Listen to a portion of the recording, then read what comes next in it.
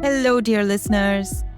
This is your host, Jehan, from Crime Stories of Pakistan. I hope you're all doing well. Today, we're going to talk about a case which has to do with child labor, child abuse, and torture. This episode is particularly disturbing, and the content may be triggering for some. Listener discretion is advised. Fatma's ordeal begins with a chilling view of a room captured by a CCTV footage. As the camera pans across the room, the stark details come into focus. 2 beds, one large and the other small, dominate the space. A large television sits against one wall with oversized speakers which are placed in the corners of the TV. The sheer size of these speakers are capable of drowning out any sound. The lack of decorations or personal touches hints that the room is a space for sleep, entertainment, a space which also hides something far more sinister. Where temperatures soar to a blistering 50 degrees outside the room, inside the room, a man, Asad Shah, lies comfortably under quilts on the smaller bed. This is likely due to the air conditioning in the room. Opposite Asad, on the floor, lies an underage girl. Despite being in the cold room, Fatma is naked from the waist up and wearing just a shalwar, just pants. She seems visibly distressed. She struggles to raise herself, swaying back and forth before collapsing back to the ground. She does this once, twice. While she's on the ground, she turns her head slightly towards the door of the room. This gives us a glimpse of her face. And although the video is audioless, it seems like she's screaming for help. Her movements and silent screams, because we can't hear them, reflect her desperation and helplessness. And just by the way, throughout her ordeal, this man remains indifferent. Now, I can't tell if he is sleeping, like if he's actually sleeping, or he sees her struggling, yet offers no assistance or concern, just ignores her.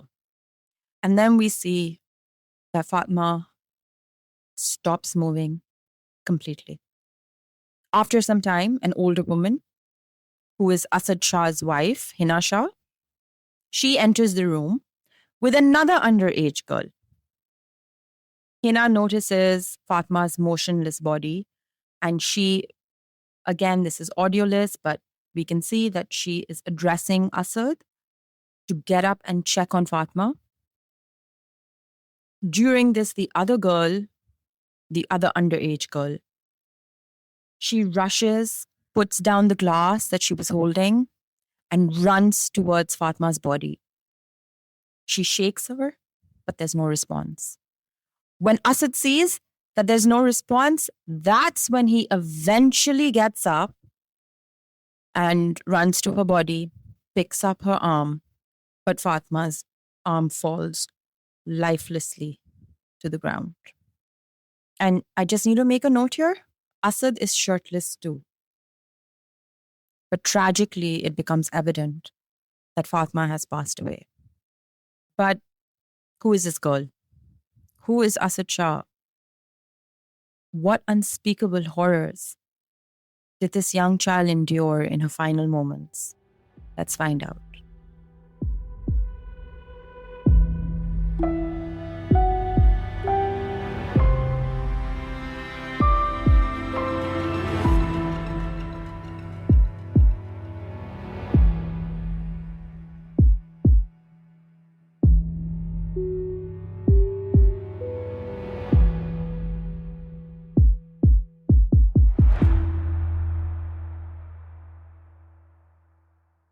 Fatima Furiro was only 9 years old and was born into poverty in Pakistan. Despite the dire circumstances, Her future could have held the promise of possibility and potential. However, instead of enrolling her into the public school system, her parents, driven by financial strain and the need to feed numerous mouths, arranged for her to work as a full-time maid. Fatma, like countless others, was thrust into a life of labor and unfortunately abuse. Just to understand the mindset here, families from low income backgrounds often use their children for labor. It's a grim reality fueled by zero family planning, poverty, lack of opportunities. So a family may have 6 to 7 children, even if they cannot afford the cost of raising them. But the thought process is that boys who are usually given priority and opportunity to complete their education, they will eventually secure jobs and sustain the household. Girls who are sent to school are usually sent only till the 3rd grade or 4th grade because girls are expected to learn domestic skills as marriage is seen as their primary purpose and role in life. So when you have 6 to 7 children, majority of them girls, and so many mouths to feed, people from low income backgrounds don't care what age their girls start working. And I think this cultural belief is slowly changing. I hope it is. But financial necessity often overrides this change. Husbands from such households may not work, and this could be due to addiction to drugs or health issues. And that places all the pressure on the wives and the girls in the family to maintain and sustain the household finances. Mothers feel that they have no choice but to put their daughters to work, no matter their age, in order to bring in additional income. And unfortunately, employers in Pakistan exploit these vulnerable families, preferring to hire underage girls to save costs, paying them significantly less than they would an adult. So unfortunately, Fatma, at just 9 years old, found herself separated from her family as she silently endured appalling treatments. And when we talk about child labor, maybe the monthly salary is often viewed by families as a justification to send their young girls to work as 24-hour maids or nannies. However, surprisingly, in Fatma's case, the exchange for her 24-hour service wasn't for financial gain. Yes, you heard that right. She wasn't even being paid for working as a 24-hour maid. And in order to understand that, we have to first go into who were Fatma's parents, where were they from, what was the living situation.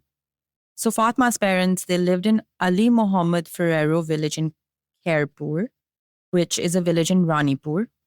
Khairpur is a village in Ranipur located in the interior Sindh region of Pakistan. An hour away from their village was the Haveli or mansion of Pir Niaz Shah and Pir Asad Shah. And remember, Fatma's parents, they come from poverty. Pir Niaz Shah and Pir Asad Shah are two distinct individuals, each who embodied the roles of a pir. A pir is a spiritual guide, and a vadera, a local landlord, a feudal lord, someone who has access to acres and acres and acres of land, which is used for agriculture. So as spiritual leaders, both Asad and Niaz were esteemed for their wisdom, and villagers believed in their ability to bring out positive change, or they believe that if they pray to them or if they worship them, what they ask for will come true. So that's one set of power that they had over their village and nearby villages. And then beyond this spiritual role, they also flaunted significant influence as Baderas, because as they had expansive agricultural lands, they decided who worked for them. They decided who would work on their lands. So in a remote village like Khairpur, opportunities were scarce and poverty rampant. The influence of Asad Shah and Niaz Shah was paramount. They were not merely landlords. They were the authority of everyone's destiny. They determined who worked, who earned, who thrived, and who didn't. And this is very, very common in these remote villages, especially in interior Sindh, but throughout Pakistan. So in a community where survival often depended on the goodwill of powerful figures like Asad and Niaz, challenging their authority was unthinkable. Their wealth, connections, status cemented their place as the undisputed rulers of the village. Their word carried the weight of law and tradition. So then you're thinking, okay, if Asad and Niaz are these spiritual leaders and Vaderas and they control who works and whose house runs and whose house doesn't run, Fatma's family lived an hour away. So how did these guys meet? So it's very, very common in rural areas where you have peers like this and Vaderas like Niaz Shah and Asad Shah, because they are held at such a high esteem. Those around them consider it a privilege to seek their guidance and blessing. And people from nearby villages will make that trip to make sure they somehow have some interaction with these peers. So it is speculated that Fatma's parents, probably through social connections or local networks within their community, had an interaction with Peer Niaz Shah. They probably sought out Niaz Shah for guidance or assistance about, their financial challenges. So allegedly, maybe they spoke to Niaz Shah because he is a peer. He is a landlord, but he's also a peer. He's a spiritual guide. If I share my problems with him, he'll definitely either give me something to read or he'll give me advice and he'll tell me what's right for me. So when they shared that they were struggling to provide for all their children, that could have resulted in Niaz Shah giving them the option where he would hire Fatima and her two sisters to work as maids for him. And again, you know how I did mention that maybe some mothers see it as, I may be giving my underage child to work, but that's an extra income coming in. And I mentioned that with Fatima, she wasn't even getting paid. So it is known that since ages, people in remote villages follow these self-proclaimed peers, these spiritual guides like Niaz and Asad Shah, and they blindly gift their family members, regardless of age and gender, in order to serve the peer and his family. And there's no monetary gain here. So they feel privileged that their family members can serve this peer and their family. And they believe that these leaders will look after their children by providing basic necessities, something the parents unfortunately struggle to do themselves. So Niaz Shah must have said, okay, send Fatma and your other two daughters, and I will look after it. You don't need to worry. I will feed them. I will look after them. And that's that. It's a privilege. It's a blessing. Oh my God, he chose my children. I don't know, maybe it's similar to a cult. This mindset, this thinking. According to Fatma's mother, Shabana, Fatma and her two sisters were employed as housemaids by Niaz Shah of Ranipur. Later, Fatma was assigned to work as a housemaid for Peer Asad Shah. Asad Shah employed her for 9 months, but Fatma's parents had not seen Fatma for over 6 months. So on the 12th of August, Asad Shah, who had hired Fatma now for 9 months, he contacted Fatma's parents, informing them that she was unwell. She had gastro issues, stomach issues, and she is undergoing treatment, both at home and at the hospital. And then on the same day or the next day, it's unclear, but he called Fatma's parents again, and he claimed that Fatma had passed away during treatment and instructed them to collect her body.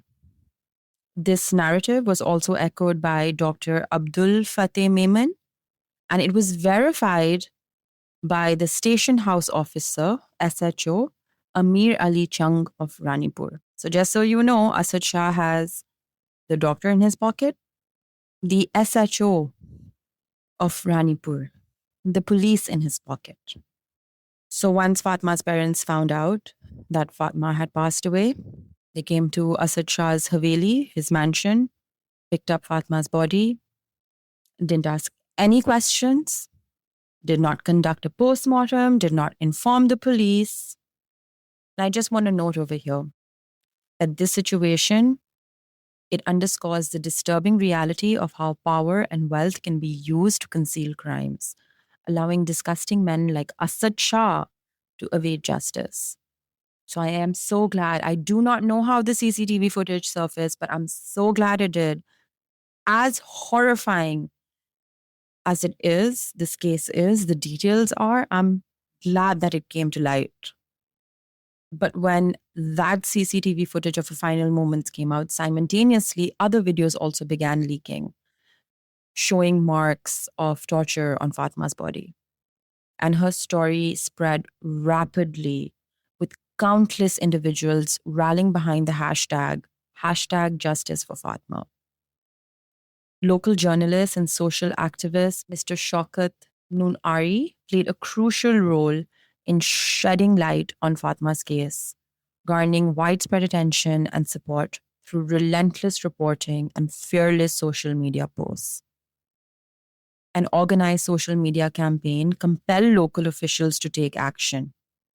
And this led to then exhuming Fatma's body on 19th August 2023 for a thorough medical examination, including a postmortem. Sakar DIG Javed Sunharo, SSP Koso, and ASP Zafar, they visited Fatma's parents to record their statements. Initially, Fatma's parents attributed Fatma's death to illness. But then Fatma's mother later altered her statement to Geo News, a news channel, very big media channel here in Pakistan. Quote, "My daughter was subjected to the worst form of torture for many days by the peers of Ranipur and died due to multiple injuries." Unquote. Trigger warning, the following content has graphic descriptions of violence and abuse. Journalist Riyaz Sohail highlighted the involvement of the Ranipur police in suppressing the victims' relatives to protect the Shah family. Fatma's mother revealed that her daughter's arm was broken in 2 places, and Asad Shah's wife burned her back with a hot iron, causing severe skin damage.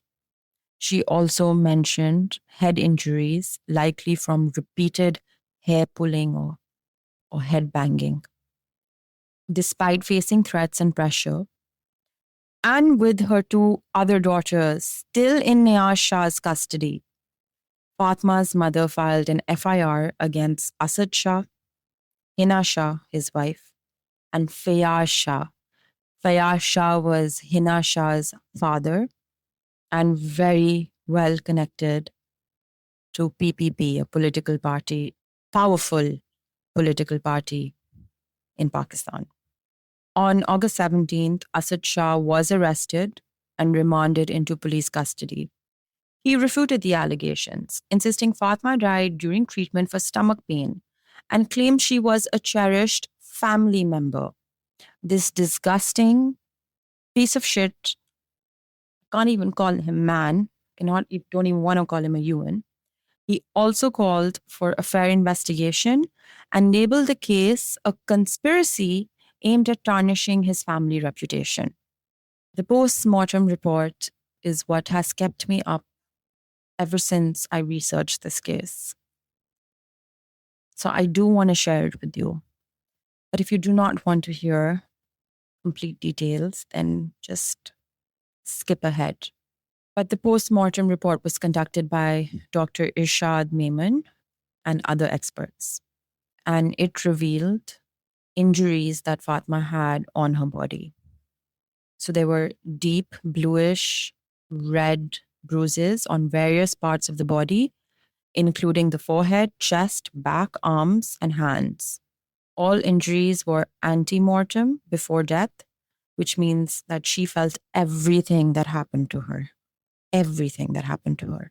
When they examined her skull, it revealed multiple reddish areas, permanent staining, and a bruised scalp muscle. Staining on the scalp could potentially be due to repeated abuse or trauma to that particular area. And even when the doctors tried to clean her skull, that stain it didn't clean. So she was repeatedly hit in that one particular area so much, with so much force, that it stained on her skull. Her neck showed bruising. There was fluid found around Fatma's lungs, and her heart had a deep reddish bruise. So, this reddish bruise, it's again possibly related to the repeated bashing or hitting on that one area. And then she did have inflammation in her chest. Then in the abdomen and pelvis area, her internal organs were in an advanced stage of decomposition, and her uterus was not fully developed yet. Obviously, she's only 9. And then the post-mortem report said, quote, "It seems as if the deceased repeatedly received blows from the toe end of a shoe or boot to her chest, as there were deep bruises on her chest," unquote. And if this is not bad enough, so we know that she was beaten, her head was hit, her chest was hit, probably by a boot, by a shoe, and repeatedly in the same area. So it hurts her. She's 9. She's 9. She was petite, small, couldn't even fight back. People are disgusting.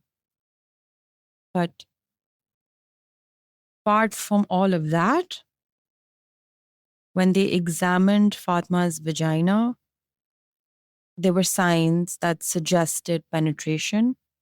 It had bluish coloration and an enlarged clitoris.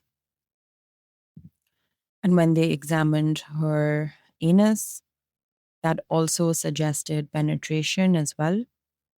The edges around the anus looked irregular and had healed strangely. So again, I do not know. 9 months she was hired by this disgusting piece of shit. 6 months her parents didn't see her. This is one ordeal. One ordeal. Not only was Fatma beaten and tortured, but she was repeatedly raped vaginally and anally. And again, she's 9 years old. She's only 9. When I read this post-mortem report, I just kept thinking the torture and abuse that Fatma suffered. This is the ordeal of the post-mortem only tells you what happened to her at the end of it. Like, imagine how much she was beaten, how much she was tortured, how much she was abused, what she endured in those 9 months. Just the thought of it, of her enduring it on a daily basis with no one to protect her, no one to save her, no one to comfort her, it is enough to send shivers down anyone's spine. When the case came to light, authorities seized Asad Shah's mansion, where they found and rescued 4 additional underage girls. These girls were promptly taken into protective custody and reunited with their families. Among them was a 13-year-old girl who provided valuable insight into the situation. According to her, Hina and Asad slept in separate rooms. Fatma was made to sleep in the same room as Asad Shah. They would often hear Fatma's cries coming from Asad's room. Her sobs echoed throughout the house for hours on end. As time went by, her cries gradually faded into silence. Just imagining what Fatma must have endured behind those closed doors breaks my heart. And the thought of what the CCTV footage might have captured, it's just devastating. Following the public exposure of Fatma's case, another girl named Ujala, who also worked in Asad Shah's mansion, came forward to share her own harrowing experience. Despite her hard work, she was paid a salary of merely 4,000 rupees per month, which is barely equivalent to $14. Ujala revealed that Hina Shah would make her work tirelessly throughout the day. And then, for an additional 3 to 4 hours, she would be forced to massage Hina's body continuously. In instances where Hina perceived Ujala to have made a mistake, other servants were instructed to beat her. Ujala recounted a particular incident where she accidentally spilled a bottle of phenyl on the floor, which resulted in Hina viciously beating her with sticks and vipers. Furthermore, any servant who made a mistake was subjected to drinking hot water as a form of punishment. Asad Shah faced the Ranipur court where he was remanded for further investigation. Hina Shah, despite police raids, remained elusive and was granted temporary bail.